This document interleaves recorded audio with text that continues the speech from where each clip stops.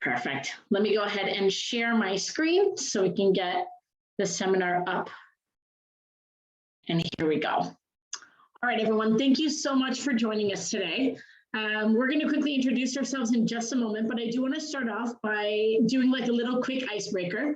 I want you all to write into the chat where you're from, where you currently live, and what your time frame is of when you're planning on buying a property. I'm going to give you a second to go ahead and write that in the chat. We want to kind of know where you guys are from and when you're planning on purchasing a property.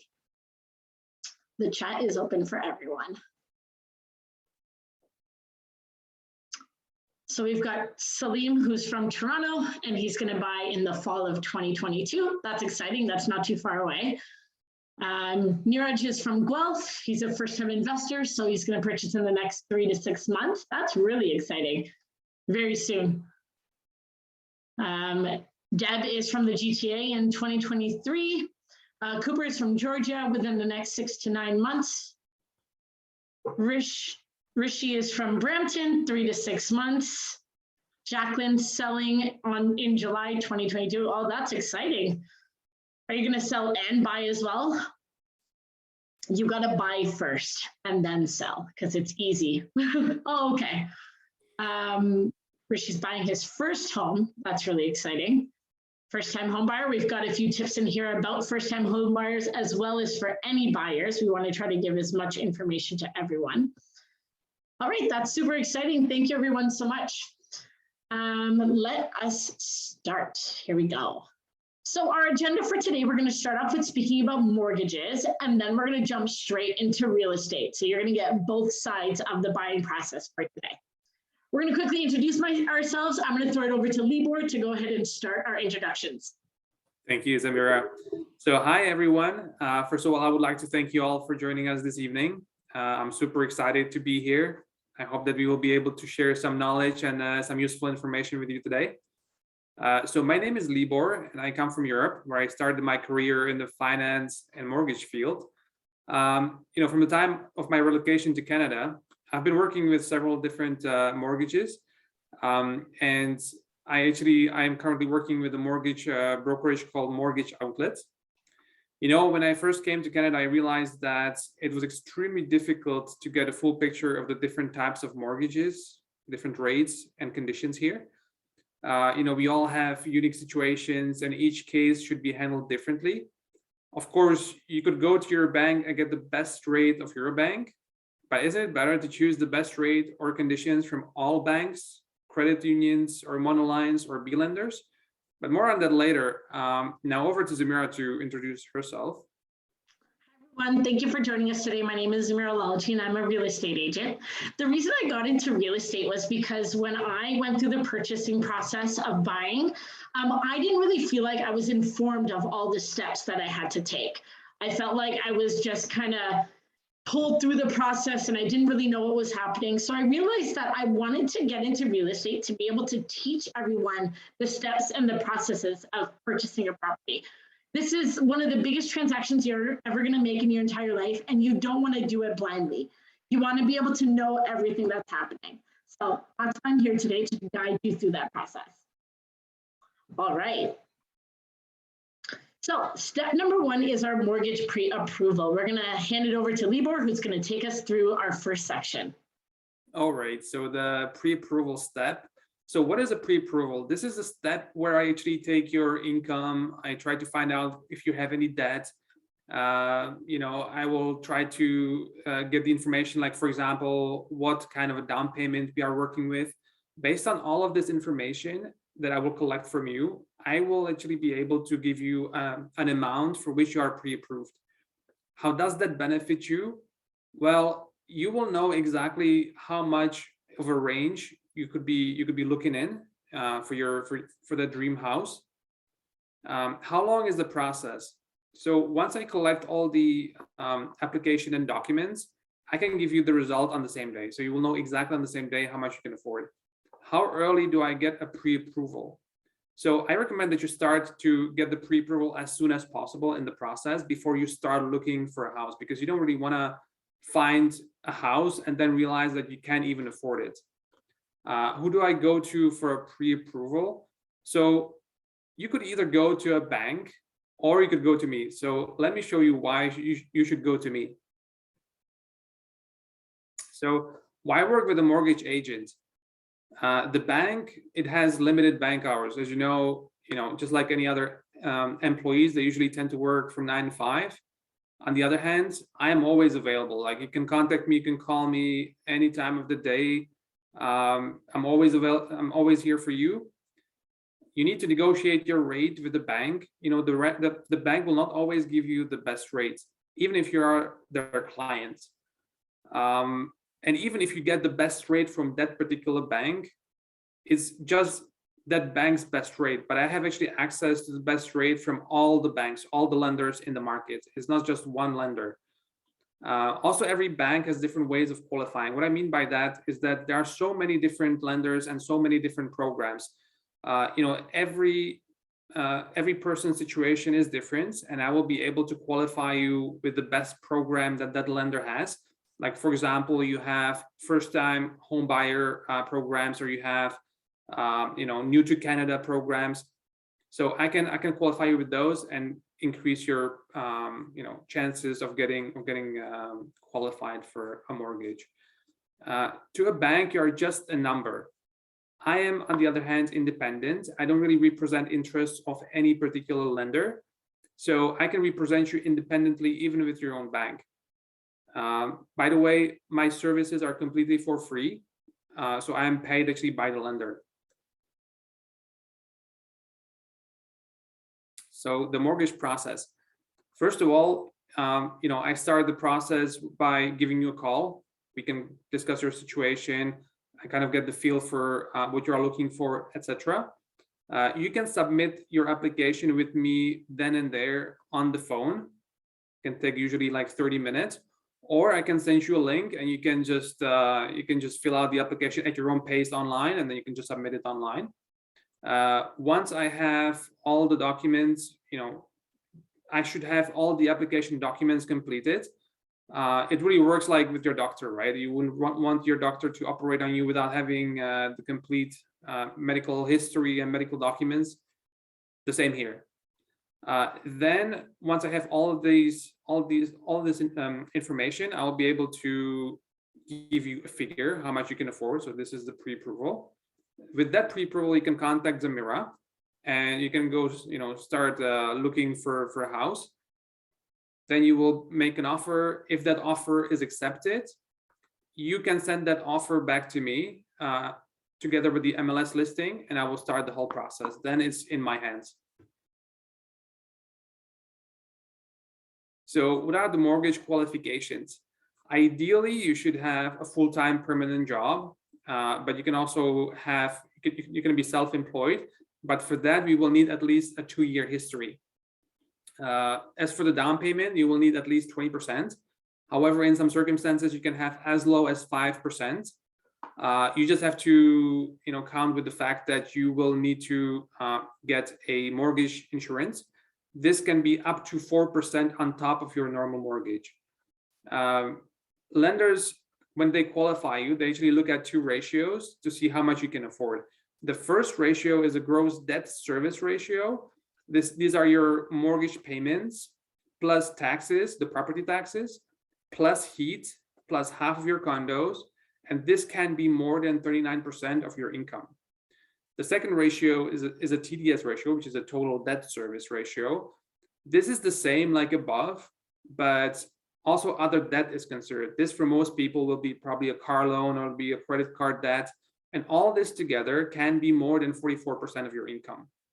Now, when I talked about in those ratios about the mortgage payments, let's suppose that I will be able to give you a variable interest rate of, let's say, 1.1% or 1.2%. Obviously, this is going to be a much lower mortgage payment than if your interest rate was probably 5% or 2%, right? Now, the government of Canada actually wants us to qualify you with an interest rate of 5.25%. So this will obviously influence your ratios. So this is just something to keep in mind. It's called a stress test and has been in effect for years, actually in Canada. So I recommend that you check your credit score. Your credit score is very important to be aware of it. Your credit score very often determines what lenders will be working with you. You will need to have at least 600, but ideally, to access the better rates or the best rates, you will need at least 680. Now, B lenders, they can go as low as 550.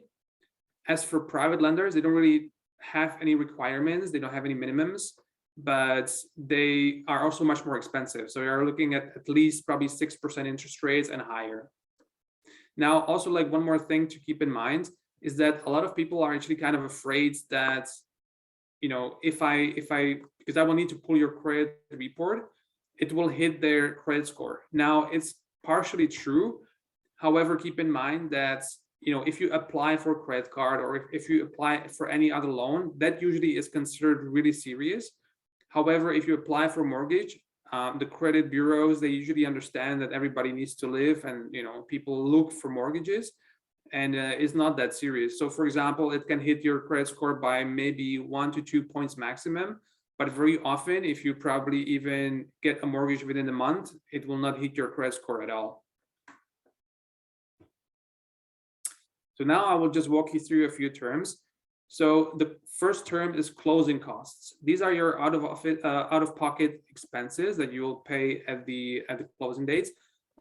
This you can't refinance by your mortgage. This is really your savings or what you your own money. For example, these closing costs are the lawyer fees, land transfer taxes, home inspector, etc., etc. Calculate anywhere between 1.5 to 4% of the value of the house. Another term is a term versus amortization. The term is actually a length of time during which your conditions are guaranteed or secured. So for example, if you have a fixed rate, your fixed rate will be fixed during that term. Amortization, on the other hand, is the length of time during which you will be paying your mortgage in total. So typically this is anywhere between 25 to 30 years. If your down payment is at least 20%, then your amortization can be 30 years. Open versus close. So unlike closed mortgages, open mortgages allow you to increase your payments or make lump sum payments without any penalties, or at least significant penalties. Now, since you also have that flexibility, the open mortgages are more expensive for sure. And the final terms are fixed versus variable. As you probably suspect, the fixed rate means that your mortgage will be fixed during the term of your mortgage. Now, this is for more risk-averse people, just because, of course, your rate won't be fluctuating every month, or depending really on the Bank of Canada rates. Now, it's also more costly, of course, because you're getting this sort of security, so it's much more expensive. And also, if you would like to break this mortgage, usually you will have to pay what is called an IRD, which is an interest rate differential, and that can really go up to maybe, let's say, 20,000. It's a huge penalty if you would like to break your mortgage before your term is over. So variable rate, on the other hand, as you probably suspect as well, your rate will be fluctuating during the term of your mortgage. This is also much cheaper, and you can, by the way, you can actually convert your variable interest rate to a fixed rate at any time during your term, free of charge.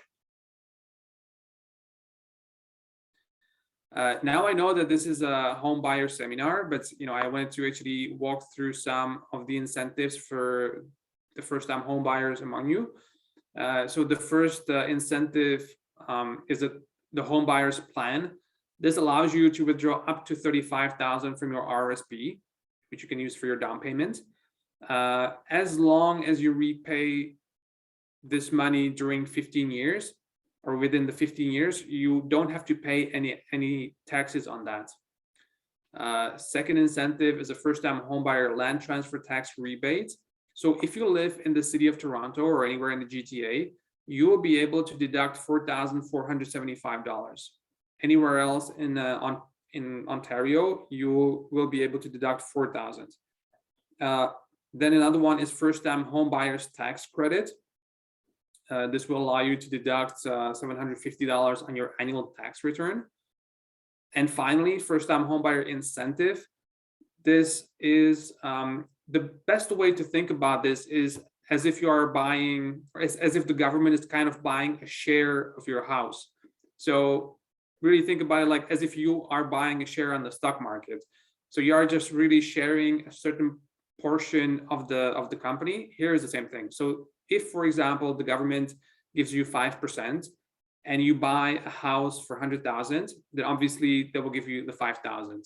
But if you sell the house, or in 25 years, whatever comes sooner, your house is worth 1 million, then you will have to repay the 5%. But at that time, 5% of 1 million is going to be 50,000.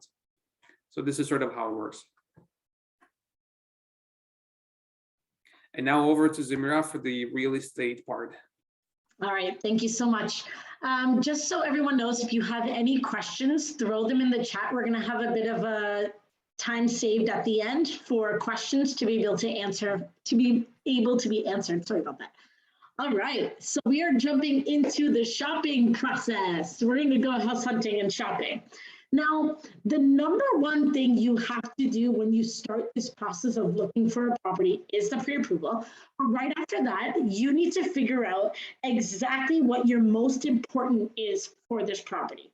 Usually it differentiates between either the style of home you're purchasing or the location you're purchasing. With today's market and the prices in today's market, it's kind of hard to get a bit of both. So figuring out that number one and most important, like something that you can't live without. Like, so if you decide that you want a detached house and you want a detached house only, then we're going to look at a detached house. We're going to see how much you got pre-approved for and find what area you can purchase that detached house. Or if you decide that you want to be in the GTA no matter what, and let's say Libor tells us that you're pre-approved for 700,000, we'll see what we can fit in that budget, depending if it's a condo or if it's a house or a townhouse. So figuring out your number one and most important, something you can't live without, is your first step. And then we can kind of go from there to figure out what we can find for you. All right, we threw a few questions together because we know that today's market is a little bit crazy. So we wanted to give you information on how to purchase a property in today's market. So me and Libor are going to go through these questions. Our first question is, I don't believe I can purchase a property in this market. So I can see why you feel that way. The prices are crazy. Things are selling way over asking price. It's very intimidating. But the first step, like we said, is to get that pre-approval and figure out what your budget is. And honestly, my best advice is don't try to find your dream home right off the bat. If you just found out you're pre-approved for $600,000, you know it's not possible to buy a detached house in the GTA. But if you start off by purchasing something, let's say you buy a one-bedroom condo, okay? You live in it and then you sell it a few years later. So I'll tell you my story. I bought a two-bedroom condo in 2019. In 2020, I sold it for $70,000 more than what I bought it for. That was in 1 year. So then in 2020, I turned around and I bought the house that I live in today because I now had the available down payment for it with that $70,000 I got from the property I sold. And now the equity that we've gained on this house is about $200,000 in another year. Just getting yourself into the market and then using the ability of its growth to benefit yourself. Even if you can't hold the mortgage payments, rent it out, have someone else live in it, have them pay your mortgage payments. And then you're still in the market, you can still turn around, sell it later, gain the equity, and then be able to move towards what you're trying to purchase. So you can buy something in today's market. It may just not be what you envisioned right from the beginning. Question 2, why is everything selling over asking price? So the way the process works is, let's say you go ahead and decide to sell your property. You call a real estate agent, you say, okay, come and tell me how much the value of my property is. What they're going to do is they're going to look up the properties that recently sold on your street and in your area. Let's say your property is worth $900,000. They're not going to price your property at $900,000. They're going to price it at $800,000.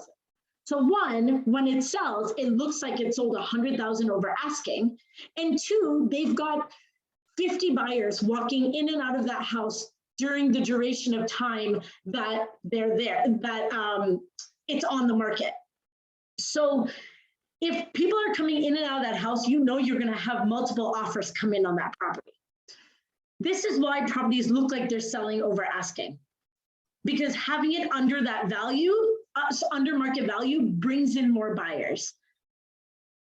Question 3, can I see prices of other offers on a property? So when an offer date is stated, so when a property is priced under market value, usually the agent will put an offer date on the property. That means there's only one day that everyone can come and put an offer in on this property. So they're getting themselves in a situation of a bidding war. They're trying to look at all the properties all at the same time. All the offers all at the same time. So when that process is happening, I'll get email notifications of being like, okay, 7 offers have been submitted, 9 offers have been submitted. I get the information of how many offers are submitted, but unfortunately, I don't get told the prices of each offer. But when Trudeau just got reelected, he stated that he's going to get rid of blind bidding. What blind bidding means is when you put in an offer on a property without knowing what anybody else is doing. This is beneficial, but it isn't beneficial at the same time. Because if you know what somebody put an offer in on, so let's say you put an offer in at 700,000. Now John comes around and goes, okay, I'm going to go 705 because I can go 500 or 5,000 over that. Now you're like, well, wait, I can increase that to 710. Then they increase to 715. You're going to be in like an auction situation. And it's probably like at the last minute when nobody else can put in an offer, the last person that put in that highest price is probably the one that's going to gain the property. It sounds like a bit of a mess almost. I kind of feel like it's a little bit easier to just throw that number in. Hopefully you gain it. Hopefully you have a real estate agent that is actually doing as much research as possible to get you the right price to put an offer on this property at. And hopefully you obtain the property. But if not, you just move on to the next unit. Question number 4, what if my income is not strong enough? I'm going to throw this one over to Libor to answer for you. This is a very good question. I already saw actually in the comment section there that I think that Nathan already asked that question. So you know, if you have your sights set on a specific house and you can't afford it, the easiest thing we can do is that you can get a cosigner. So the way it works is that we just add the cosigner's income to your income. So for example, if you earn 100,000, rule of thumb is that you can borrow 5 times your income. So this in this case, it would be something like 500,000. Now, if your spouse or somebody else earns also 100,000, then all of a sudden your total income is 200,000 and you can borrow up to 1 million. So this is how it works. However, keep in mind that if the other person is a first-time home buyer as well, they won't be able to use their first-time home buyer incentives later on. And plus, in case something happens, like you can't pay the mortgage or anything like that, they will be actually responsible for the unpaid mortgage amount. So probably this is also one of the reasons why it would be better to ask somebody from your family. So another question now is, why are most properties selling firm? I'll leave this question back to Zamira. Thank you, Libor. Okay, so why are most properties selling firm? So when a property gets put on the market, the seller kind of wants to go through the process really smoothly. They don't want to have to worry about another having to put the property back up on the market because the mortgage fell through for the condition that was stated. Most properties, especially with having 12 offers, 14 offers on each property, if you kind of have a condition on the property, on your offer, the seller may not even look at that offer. They might not think it's even worth taking a look at, even if it is the strongest offer on the list. So there's 2 things that we can do to really make sure that we're protecting you without putting conditions in this offer. So you want to work with a real estate agent that actually works with a mortgage broker like Libor as well, because we can kind of converse together. Anytime we look at a property that you are really interested in, I'll send that information directly to Libor. Libor will run the numbers and find out if he feels comfortable with us going firm on that property. Now, if Libor ever comes back to me and says, you know what, I don't feel comfortable with them going firm on this property, I would never suggest to put in an offer with no mortgage condition. because you don't want to get stuck with losing your deposit because you put in an offer with no conditions and now you're stuck with this property that you can't even get a mortgage for. So it's always better to do your due diligence and for us to protect you by making sure that it's possible for you to get this mortgage with no issues. The other condition that's usually in an offer is the inspection condition. Now, you kind of want to look at certain things. Sometimes sellers, agents have a inspection completed already. So I can go directly to the listing agent and be like, can you provide me with that inspection? And now we'll submit it to an inspector that we know and have them review it to make sure that everything's okay. You do an inspection because you want to make sure that there's no large costs added on top of what you're already paying for this property. If you find out that there's mold in the roof, you know that's going to cost you another $10,000. Do you really want to pay for that after you've just spent $700,000 on a property? Probably not. So we can, one, ask the seller to fix it beforehand, or two, step away from the deal altogether. But we want to try to look at that stuff beforehand. So look at that inspection if they have one, or complete one on our own. But the only way I would suggest to complete one on our own is if we know that we're going to put in a really strong offer and you're really interested in this property. I don't want you spending $400 on an inspection and then we're going to put in an offer way under asking, and now you spend $400 for no reason, right? We need to strategize when we're doing this. Or when we're walking through showings, we want to walk around the property, see if there's any cracks in the foundation, do as many checks as possible during the showing to make you feel comfortable of not going in with that inspection. All right, how many properties should I see? Now you can see as many properties that you want. If you want to see 300 homes, let's go see 300 homes. But I really suggest that we make the criteria for what you're looking for very small. I don't want you saying, okay, let's go to Oshawa. Now let's go all the way to Hamilton. Okay, let's go all the way up to Barrie. I'm going to look at properties in all of Ontario. One, you're going to get super overwhelmed because of all the properties that are being sent to you. Two, you're going to get really confused because you would have seen a property 3 weeks ago. It's already sold, but you remember you liked it back then, right? Like it just gets super complicated. So you really want to narrow down your location, maybe choose just York region or choose just Peel region, or say, I'm just going to look at condos that are a 1-bedroom plus den. Make a decision. That's why I said figure out that number one. And then if we go see 10, 20 homes, that's totally fine. When I bought, we saw 30 homes to figure out which one we really liked. Seeing more homes really makes you understand what you really like about a home and what you don't like. So see as many as you can, but make sure that you stay in the same criteria. All right, what should I look for when I'm completing a property show? Now you probably think, oh, like when I walk through these showings, I want to be able to see if there's any defects or if there's any issues. Honestly, I want that to be my job. I want you to walk through that home and imagine it like you are going to live in there. I want you to think, where am I going to put my couch? Where's my TV going to go? Who gets what room? Are we going to make one room an office? Can I envision myself living in this home? Because you don't want to put in an offer on a property and then realize that all you did was looked at the negatives and now you're not really interested in the property. I'm going to run around the house and look for any mold that I see in maybe the washrooms or water damage in the ceiling. Like, I'm going to look for that stuff. I want you to enjoy your time while you're looking through these homes, because this might be the one time that you do it. You know, it might be another 5 years till you buy a new property. Like, enjoy the process. Next question. When will I know if my offer is accepted? So there's two processes, either the offer date, which I already explained, or there's a property that has no offer date. So we want to try to find properties that have no offer date, because then you don't really go through the process of fighting other people to gain a property. They do fall off the market really, really fast. So I always set up my clients on an auto email so that you get informed about when a property is listed, literally the day that it's listed. But if we put in an offer on a property that does not have an offer date, we give them an expiry date. So let's say we submitted at 12 o'clock noon, we're giving them till 6 p.m. to make a decision.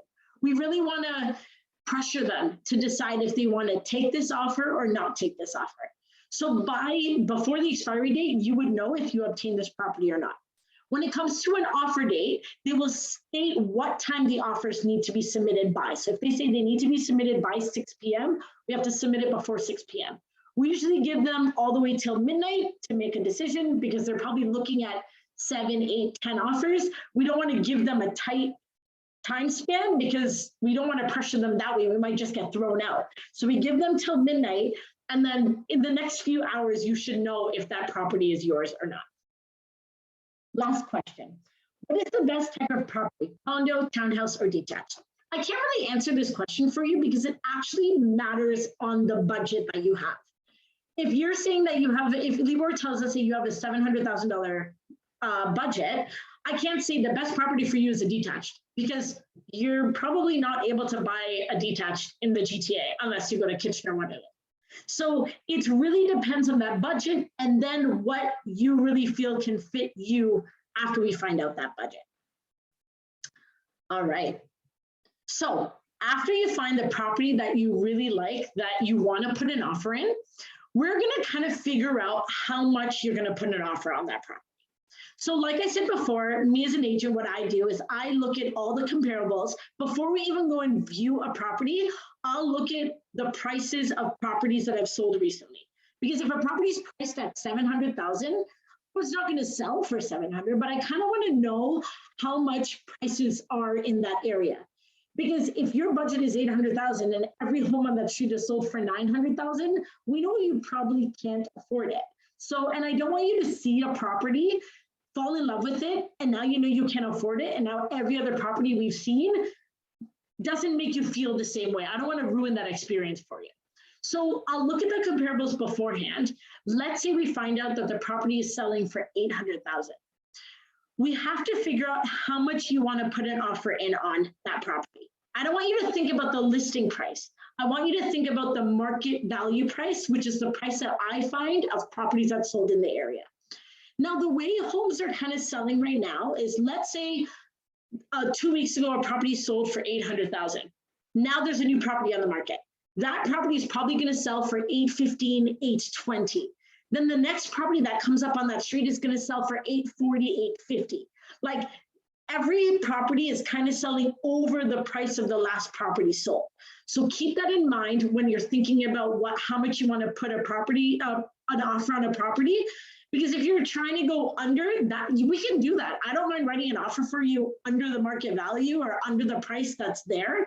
But you have to think about if you really want to live in this home, if this is something you want to purchase, because if you find another home on that street in the next 3 weeks, it's probably going to sell for over what the last home sold for. We also have to think about if we're going to put conditions in this property.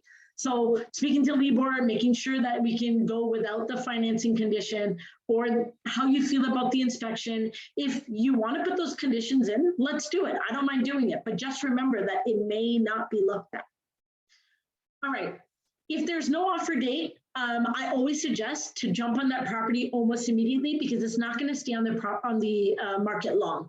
It may be taken off the market in 1 day. So if you see a property come into your email and you like it and you ask me and I'm like, oh, there's no offer date, we should go see it that day because we want to be one of the first people to see it. And then you probably won't be in a bidding war situation. There may be 1 or 2 offers additional to yours. Now, let's say we put in that offer and we do get that property. Now you own a property. The deposit, the way that that works is you have 24 hours from the moment that the offer is signed by both parties. So let's say on the documents, it states that 3 p.m. is when everyone signed the documents, right? By 3 p.m. the next day, we have to submit the deposit that's written on that offer. So if we say we're giving $30,000 as a deposit, we only have 24 hours to get that money and put it into the listing brokerage's account. So we have to make sure that money is readily available. I'm going to pass it over to Libor to tell us where that deposit can come from. So the deposit will actually be part of your down payment as well. So, you know, the down payment sources can be your own funds. That's the most obvious source. That could be your investments, your savings accounts, anything that you have on your checking account, anything like that. Anything that you own is your own source. Now, another source could be a gift. Now, the gift can only come from your family members. or close family. To do that, we will often need a gift letter signed by the giftor, and we can use that readily for your down payment. Now, the final source could be a refinance. So if you already own a property, you could refinance that property. The way it works is that, for example, I'm not going to bore you with numbers, but if you own a house that has appreciated in the meantime, what you can do is that you can take 80% mortgage, 80% of the value of the house in mortgage. With that 80%, you will pay off the rest of the mortgage that you were still paying off previously. And the rest will be the equity. That equity you will be able to use for your down payment. All right. These are the last few steps. You close and move into the property. Now, just like Libor said that his fees are covered by the lenders, my fees are actually also covered by the seller. So none of my fees are being taken out of your pocket. Remember to do a final walkthrough. So there are two clauses that I put in an offer when we're writing them. One is that the seller warrants that all appliances, the washer, the dryer, the furnace, everything is in working order prior to us moving into the unit. So that's really important because you don't want to move in and now your dishwasher isn't working and now you have to get a replacement dishwasher. The second clause that I put in there is that we get a minimum of 2 prior showings before the actual closing date.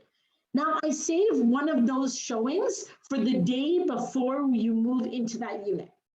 One of my clients recently just asked me, well, why don't we check to make sure that the appliances are working like 3 weeks before closing them? And my answer was, well, something had happened between the day that we checked that was 3 weeks before and the day before closing. If you move into that unit and we didn't check the appliances the day before you move in and now something's broken, it's super difficult to go back to the seller and get money for the broken unit. So I always check and get one of those showings saved for the very last day right before you move in, because I want to test to make sure that everything is in working order. If something is broken, we're going to contact our lawyer and ask them to extend the closing. And now the seller will have those few days to fix the broken item. So we have to make sure that everything is in working order, and we're going to save one of those showings for that. And then you get your keys and you move into your home. Now, the way you get your keys is either it's provided to the lawyer, you would go to the lawyer and you would receive keys from the lawyer. But most of the time what actually happens is the listing agent will leave their lockbox behind. You'll get the code of the lockbox, open the lockbox, and then you've got your keys. All right, everyone, we are going to jump into all the questions that are in the chat. Again, if you have any additional questions, write them in the chat. We're going to jump into them now. Also, we are giving away a free buyer's guide. Stick around. I'm going to tell you how you're going to obtain that shortly. All right, Libor, are you ready to jump into these? I am ready. I can read the first question. Yes, please.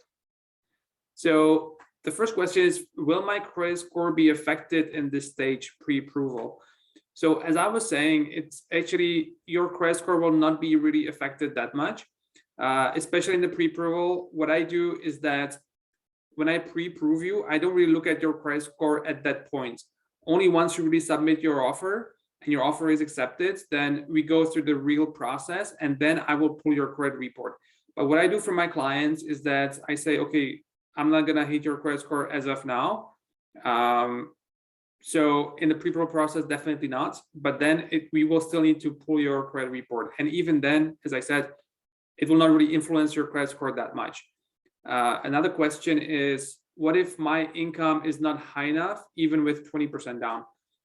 So I believe this is a question for me as well.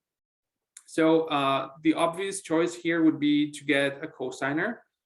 If you get a cosigner, we can, increase your income with their income. So that even if you have 20% down, we can then, qualify you for the higher amount. I'll just read you the next one because it's for you as well.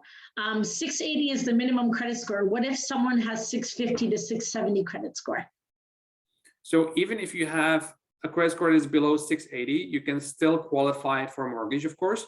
It's just that you might not have the best rates. it still will be for a lender, but it's not the best rate there. Now, as I said, we can work with different types of lenders depending really on your credit score.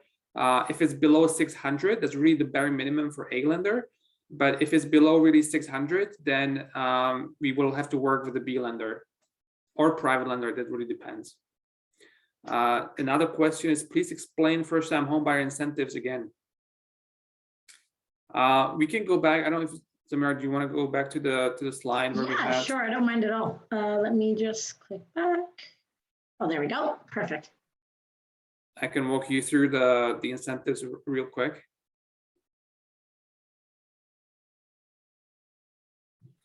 So you have 4 incentives. So the first one is the Homebuyers plan. This is where you can withdraw $35,000 from your RSP, and then you will have to pay it back over a period of 15 years. Second incentive is first-time homebuyer land transfer tax rebate. This will allow you to deduct $4,475 in the city of Toronto on your on the closing date. In the rest of Ontario, you can deduct $4,000. Another incentive is first-time homebuyers tax credit. This will allow you to deduct $750 on your annual tax return.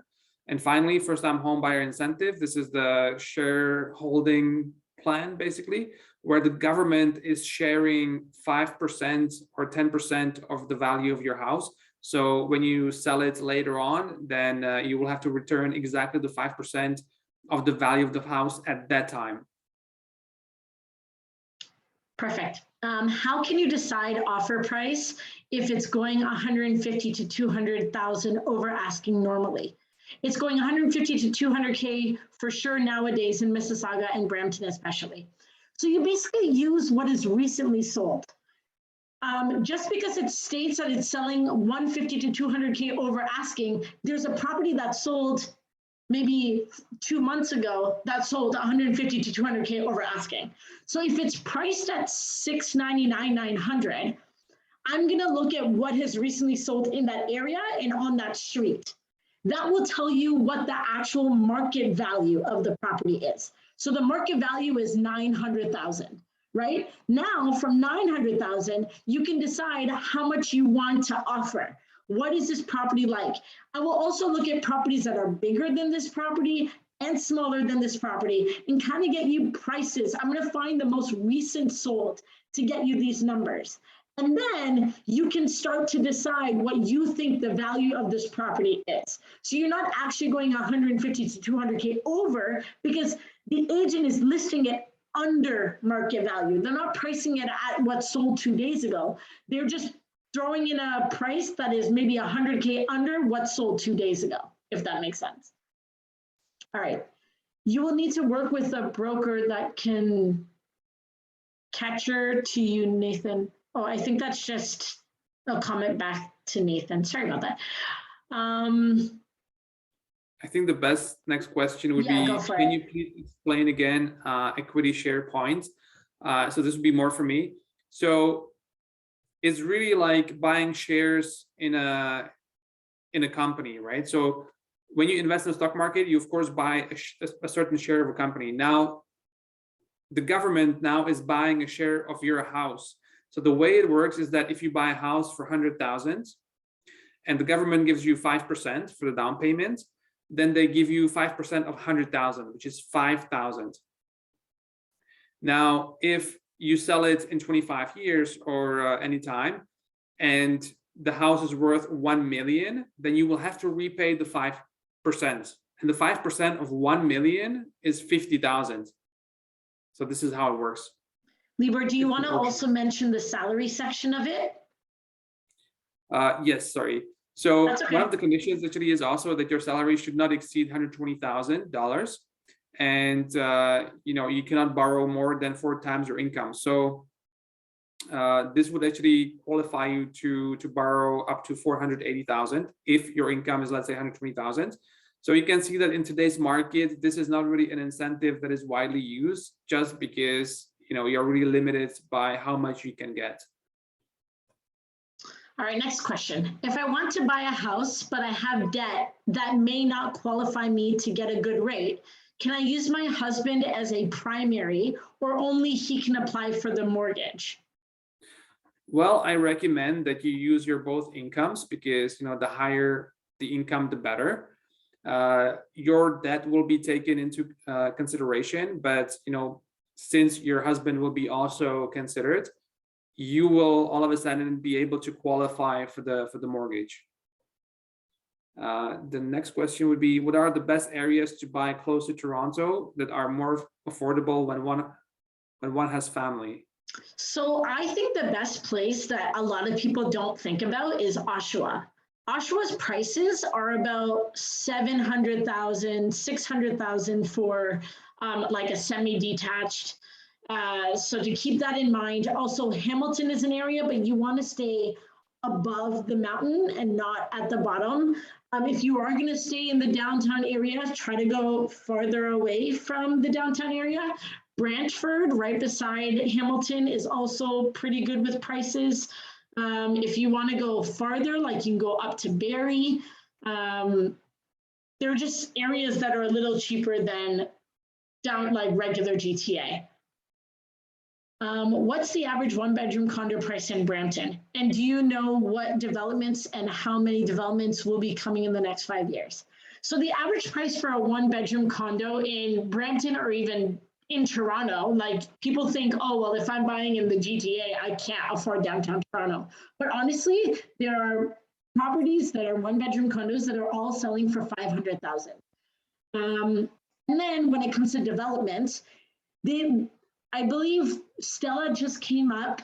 MPV just came up in Brampton as well.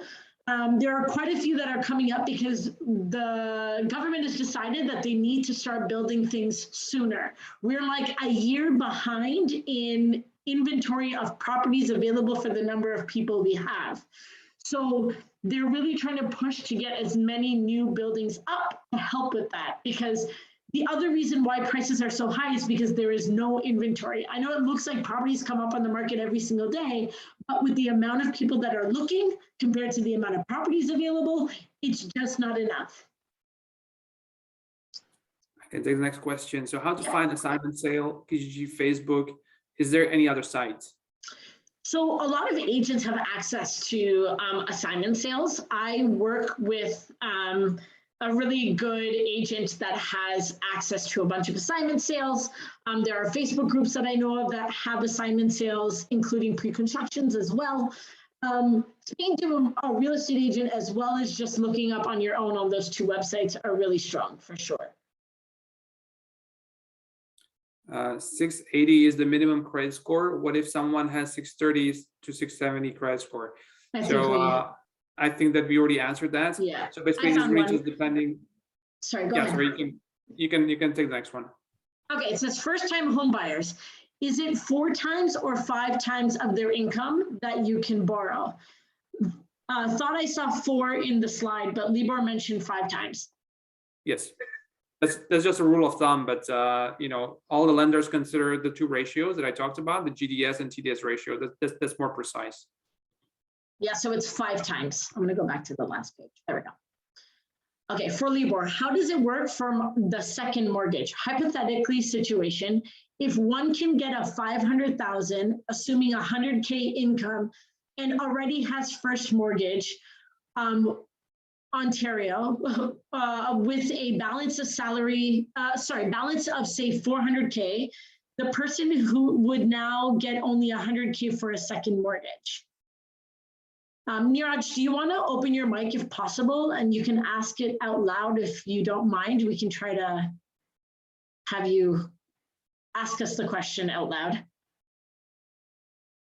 There should be a button on your page that says unmute.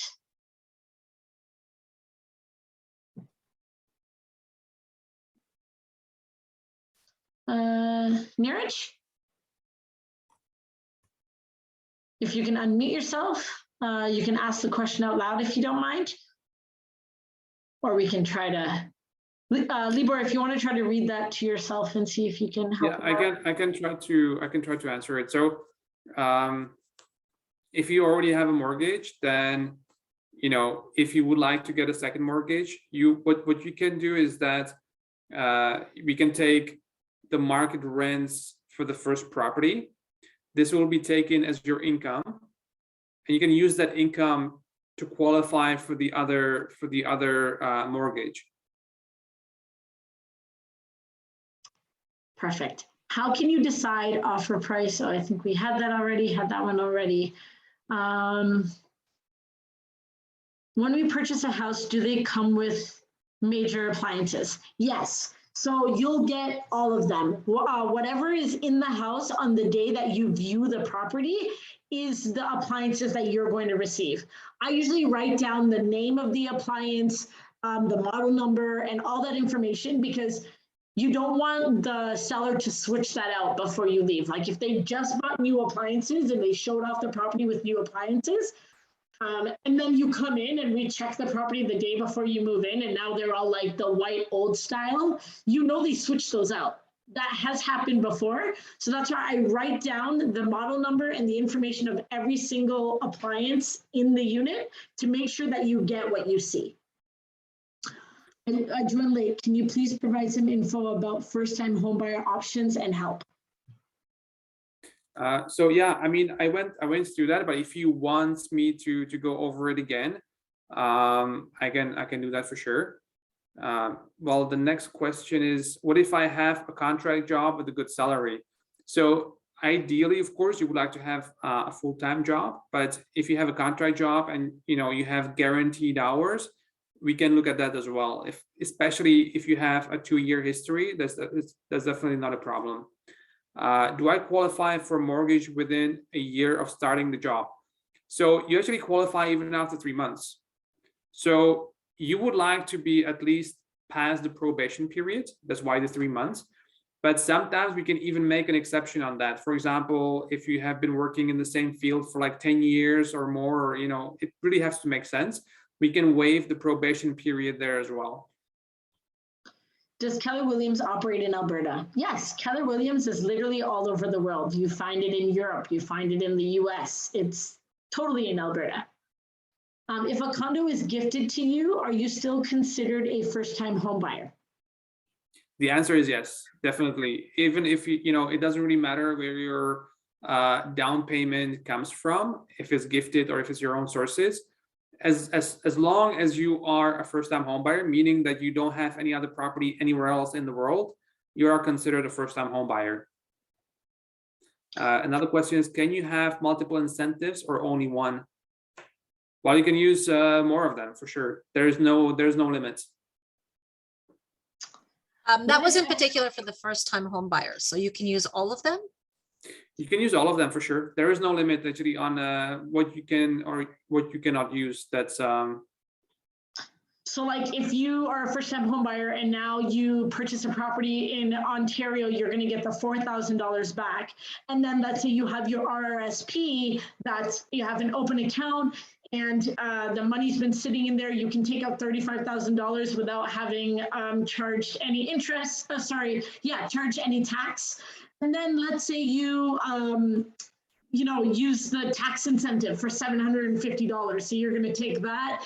And then at the same time, you make under $120,000 a year. So you're going to ask the government to give you 5% of the down payment. Because they're all different, they still kind of work, like you can make them all work together, if that makes sense. That is awesome. Okay, what if Equifax shows 670 and TransUnion shows 763? What should I consider and why is it like that?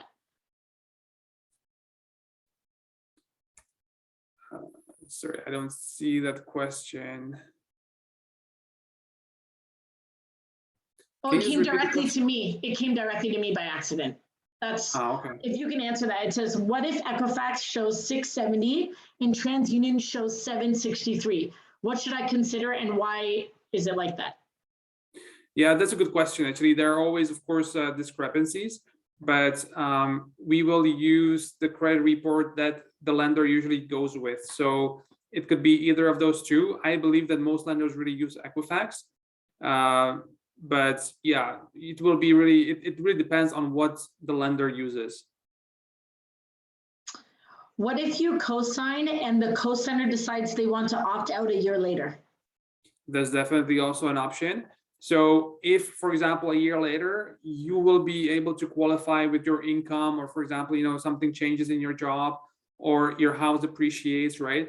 If the conditions change and we will be able to qualify you, definitely the co-buyer will be able to opt out for sure. 2 years may be too long a wait. I live in Ontario. Can I buy first home in different province? What all incentives for other provinces, e.g. Alberta? So I'm not really too familiar with Ontario. So my license allows me to give mortgages or broker mortgages only in Ontario. However, through our brokerage, we can also, of course, do that for Alberta or any other province. But I think it would be really beyond the scope of this seminar to explain all the different incentives in different provinces. But if you want, you can definitely contact me offline, and we can I can definitely find all the incentives for you also for Alberta for sure. Let's say I want to buy a $600,000 condo with 30% down and zero debt and a income of around 80K roughly. How much could I be pre-approved for? So this is a little bit vague now, because I would really have to look at all your completed application documents. That's why it's so important to have all the documents and so on. But as a rule of thumb, you can borrow up to 5 times your income. So if your income is around 80K, then you'll be able to borrow 300K. So yeah, 300K would be your mortgage. Yeah. Can you put the house on your kid's name if they are minors? No, I don't think so. No, it's the rule of thumb is they have to be over the age of 18 to be able to purchase a property. Perfect. If there are no other questions, I am going to put a link in the chat. This is how you're going to get your free homebuyers guide. What you're going to do is, let me just go back to the chat. There we go. What you're going to do is you're going to click on this link. It's going to ask you for your name, your email address, and your phone number. And then there's a little box for a message.